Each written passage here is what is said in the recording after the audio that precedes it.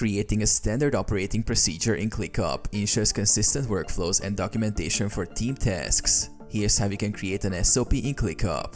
Plan the SOP structure. Decide on the format and structure of your SOP. Use tasks, lists, or docs in ClickUp.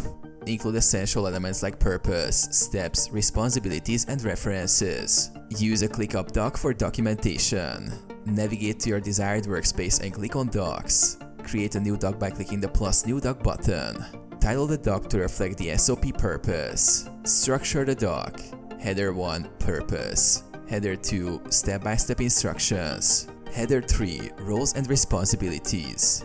Add checklists or bullet points for clarity. Link tasks to the SOP.